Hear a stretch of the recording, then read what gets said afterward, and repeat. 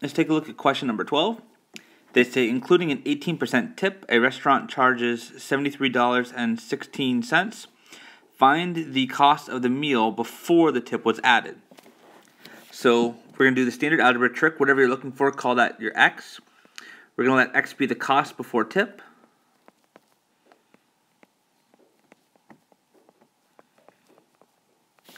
From there, we want to write an equation. The total cost of the meal, so remember we had to pay the cost of the meal, and then we're adding on an 18% tip. That would be 0.18 times the cost of our meal. That's the amount of the tip. And that total should work out to be $73.16. So this is our equation to solve for x. X plus 0.18x would be 1.18x equals $73.16. To get the x by itself, we need to divide both sides by 1.18. Divide by 1.18. That'll give us a value of, using our calculator, 62. So the cost of the meal before the tip was $62 even. Let's take a look at number 13. They tell us that a car rental agency charges $125 a day plus 45 cents per mile to drive a car. How many miles can you drive in one day for $395? Well, the one variable we don't know is how many miles, so let that be x. So x is going to be the number of miles. We can write a cost equation for this. This is going to be a basic linear type equation where the cost is going to be equal to, you have the fixed cost of $125 a day. So whether you drive this thing no miles or 10 or 100, everybody already has to pay down 125. And then we have the variable cost, which is 45 cents per mile.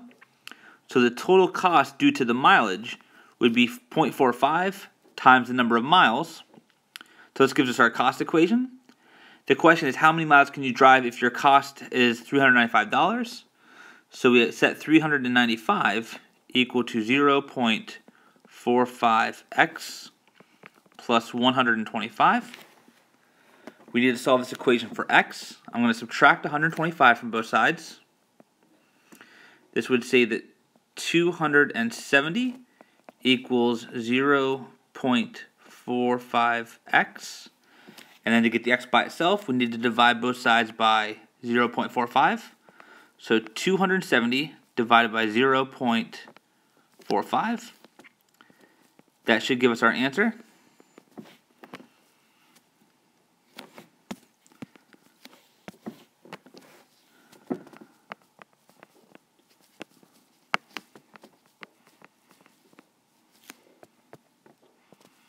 So we get x equals 600 miles.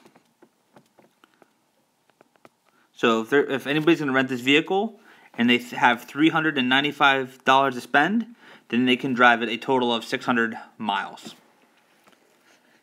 If we look at question 14, now we're getting into our inequalities.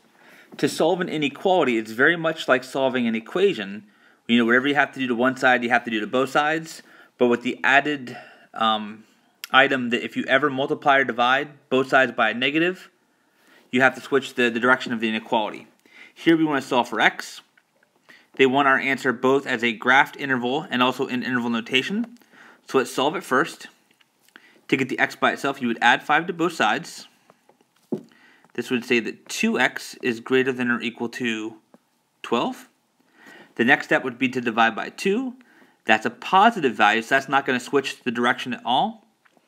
It's going to stay in the same direction. It's going to be x is greater than or equal to positive 6. So that's our solved inequality. We now want to graph this. Somewhere on the number line you'd have the value 6. And because it says that it's greater than means go to the right. So I would shade everything to the right of 6. And then we also need to determine what happens at the value 6.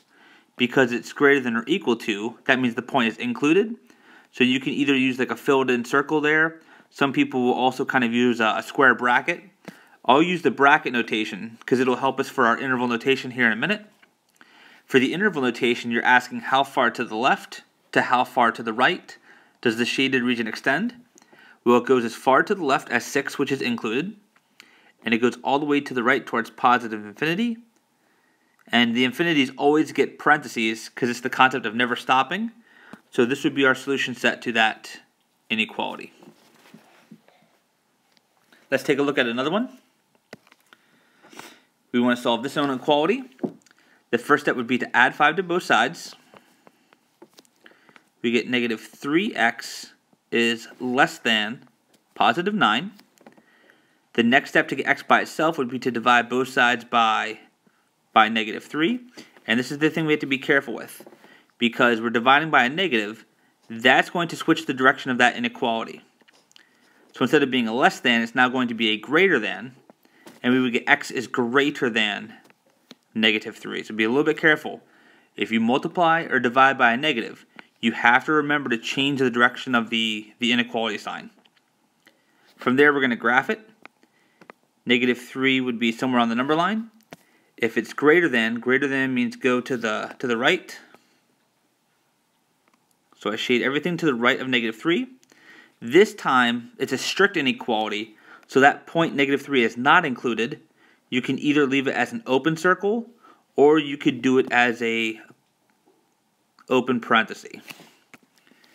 In interval notation, it would look like negative 3 to positive infinity.